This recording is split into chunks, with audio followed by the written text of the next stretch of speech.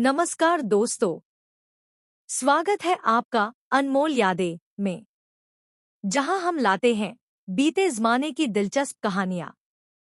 और आज की कहानी है राजा रानियों के ऐसे मनोरंजन भरे किस्से जिन्हें जानकर आप भी कहेंगे क्या ज़माना था।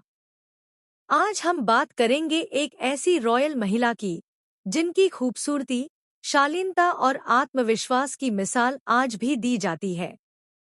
जी हाँ, हम बात कर रहे हैं राजकुमारी गायत्री देवी की। गायत्री देवी का जन्म 1919 में कूच बिहार रियासत में हुआ। गायत्री देवी कूच बिहार के एक आलीशान महल में पली-बढ़ी, जहां 500 नौकर चाकर रहते थे। 1922 में अपने पिता की मृत्यु के बाद उनकी मां ने, जो एक प्रसिद्ध समाजवादी महिला थी, उनका पालन पोषण अन्य शाही परिवारों की तुलना में अपेक्षाकृत लापरवाह और प्रगतिशील माहौल में किया।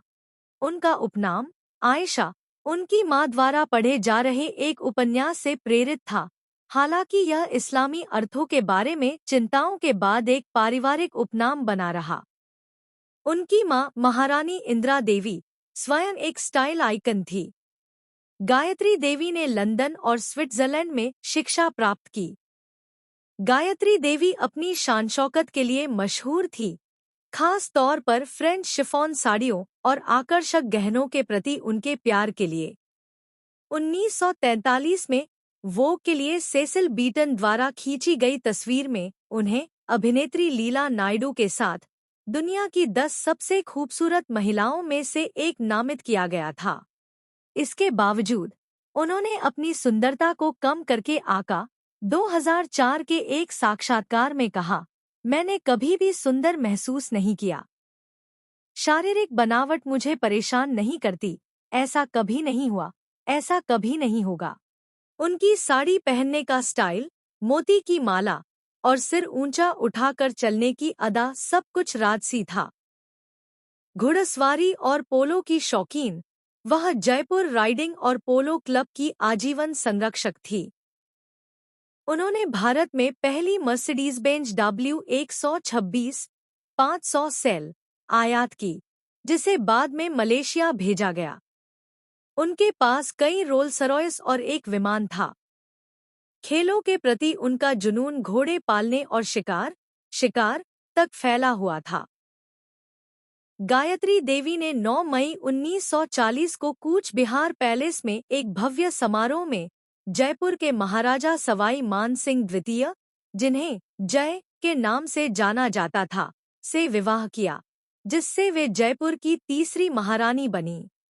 तीसरी पत्नी के रूप में गायत्री देवी ने सवाई मान सिंह की 2 अन्य पत्नियों और उनके बच्चों के साथ घर साझा करने की चुनौतियों का सामना किया। उन्होंने अपनी भूमिका को अपनाया, सामाजिक कर्तव्यों और जयपुर के 3 मिलियन नागरिकों के कल्याण पर ध्यान केंद्रित किया। उनके प्रगतिशील दृष्टिकोण ने उन्हें पर्दा प्रथा को अस्वीकार करने के लिए प्रेरित किया, जो महिलाओं के लिए एकांत की पारंपरिक प्रथा थी, जिसने उन्हें रूढ़िवादी राजपूत मानदंडों से अलग कर दिया। गायत्री देवी महिला शिक्षा में अग्रणी थी। 1943 में उन्होंने जयपुर में महारानी Gayatri Devi girls public school की स्थापना की, जिसकी शुरुआत 40 छात्राओं से हुई और यह भारत के बेहतरीन संस्थानों में से एक बन गया। उन्होंने अपने पति की याद में सहशिक्षा विद्यालय, महाराजा सवाई मान सिंह विद्यालय और जयपुर के हस्तशिल्प को संरक्षित करने के लिए कला और शिल्प विद्यालय की भी स्थापना की।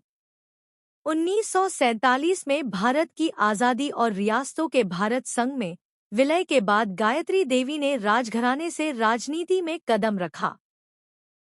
1962 में उन्होंने सी राजगोपालाचारी द्वारा स्थापित स्वतंत्र पार्टी के सदस्य के रूप में जयपुर से लोकसभा चुनाव लड़ा, जो कांग्रेस पार्टी की नीतियों का विरोध करती थी, और रिकॉर्ड वोटों से जीता। उनकी जीत आज भी गिनेस बुक में दर्ज है। लोकसभा की सदस्य बनकर वो महिलाओं के हक में आवाज उठाने लगी।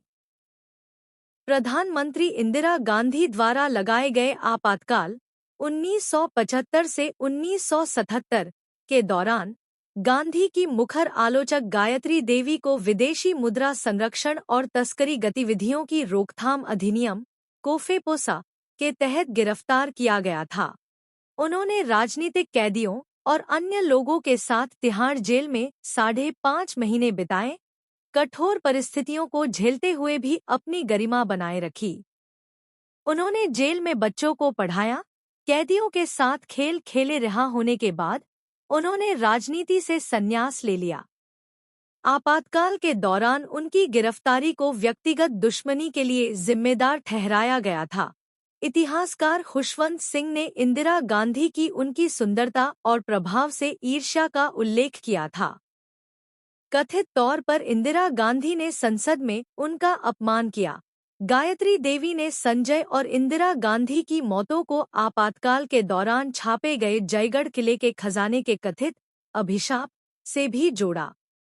गायत्री देवी को कई व्यक्तिगत त्रासदियों का सामना करना पड़ा। उनके पति सवाई मान सिंह द्वितीय की 1970 में पोलो खेलते समय दिल का दौरा पड़ने से मृत्यु हो गई। उनके बेटे जगत सिंह की 1997 में अत्यधिक शराब पीने के कारण मृत्यु हो गई। इन नुकसानों ने उन्हें बहुत प्रभावित किया, लेकिन वे धैर्यवान रहीं। मृत्यु 29 जुलाई 2009 को गायत्री देवी का जयपुर में 90 वर्ष की आयु में लकवाग्रस्त इलियस और फेफड़ों के संक्रमण के कारण निधन हो गया। उन्होंने 250 मिलियन पाउंड की अनुमानित संपत्ति छोड़ी, जो उनके पोते देवराज सिंह और लालित्य कुमारी को विरासत में मिली। उनकी खूबसूरती के चर्चे सिर्फ भारत में नहीं, बल्कि यूरोप तक थे। कई विदेशी राजकुमार, डिप्लोमैट्स और यहाँ तक कि फिल्मी सितारे भी उनके दीवाने थे। हालांकि वो बेहद संयमी और मर्यादित महिला थी। राजकुमारी गायत्री देवी ने नारी शक्ति, सुंदरता और गरिमा का बेहतरीन उदाहरण पेश किया। वो न सिर्फ एक खूबसूरत रानी थी, बल्कि एक सशक्त आवाज भी थी। अगर ऐसी रॉयल कहानियां पसंद है तो लाइक, शेयर और सब्सक्राइब जरूर करें।